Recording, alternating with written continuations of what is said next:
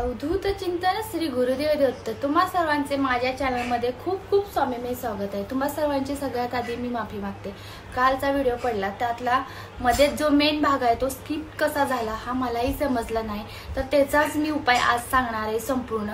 पण तुम्ही सर्वांनी वाईट कमेंट न करता फक्त समजा सगळ्यांनी कमेंट केली ताई उपाय काय आहे हा समजला नाही, त्याबद्दल मी खरंच तुमची खूप खूप धन्यवाद आहे। कारण आपण स्वामी सेवेकरी असल्याचं मला आज अभिमान आहे की कोणीही कुणाला वाईट बोलत नाही, वाईट कमेंट करत नाही।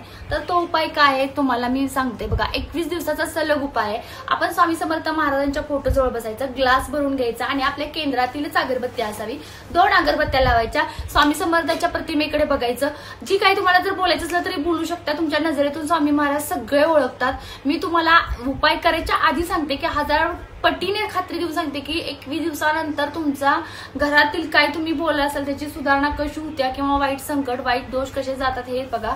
उपाय काय आहे, तो ग्लास भरून घ्यायचा, तो ग्लास ही एका छोट्याशा पाटावर किंवा आसनावर ठेवायचा किंवा मांडीवर घ्या, आपण बसायला आसन घ्यायचं, तो ग्लास कडे एकदा बघायचं, नंतर स्वामी समर्थांकडे एकटाक बघायचं, अगरबत्त्या लावायच्या 2, त्या अगरबत्त्या पूर्ण संपेपर्यंत श्री स्वामी समर्थ हा जप करायचा, दुसरं काही वाचायचं नाही, दुसरं काही पठण करायचं नाही।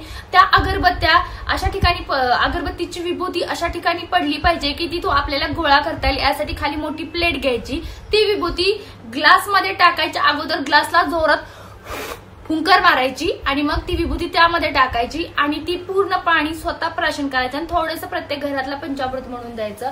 हे सलग 21 दिवस जर तुम्ही केलं, तुमचा मासिक लेडीचा असाल मासिक धर्म संपल्यानंतर सलग 21 दिवस केलं तर तुम्हाला रिझल्ट काय आहे हाही समजेल, तुमचा काही टेन्शन असेल तो सॉल्व्ह झाल्यानंतरही कळेल। खरोखर खूप अनुभव येते, न येणाऱ्यांच्या सुद्धा हा उपाय छानपैकी आहे। आणि आपण जरी लिहिता वाचता संस्कृत सगळ्या गोष्टी येत असल्या तर हा एक प्रभावी तोडगा आहे, सिद्धमय तोडगा आहे। सलग 21 दिवसासाठी करायचा आहे, तुम्ही करून बघा।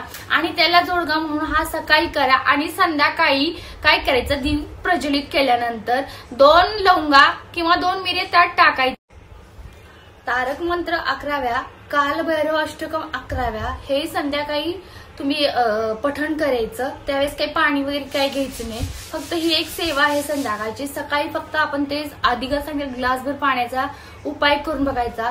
सिद्धमय खूप तोडगा, अतिशय प्रज्वलित तोडगा आहे। तुम्ही कुठे अविश्वास न दाखवता हा तोडगा करून रिझल्ट पहा। तुमच्या कोणत्याही शंका असू दे, आपण कसा असतोय कर्माच्या लेखाजोखातून आपली सेवा प्लस मायनस भागिले गुणाकार करून महाराज आपल्यापर्यंत पोहोचवत असतात। पण आपण फार जर अडचणीत असेल तर त्या सेवेची प्रचिती इतकी महाराज देतात की आपल्या ओंजळीत बसत नाही, ओंजळीतून वाहते इतकं देतात। कारण स्वामी समर्थ महाराज फार निष्ठुर नाहीयेत, प्रत्येक सेवेकऱ्याची सेवा जाणून घेतात, सेवेला दिलेलं महत्व जाणतात।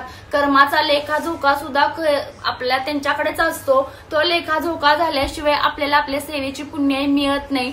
तरीही त्यातून आपण खूप अडचणीत असेल तर महाराज आपल्याला त्या सेवेची प्रचिती लगेच देतात।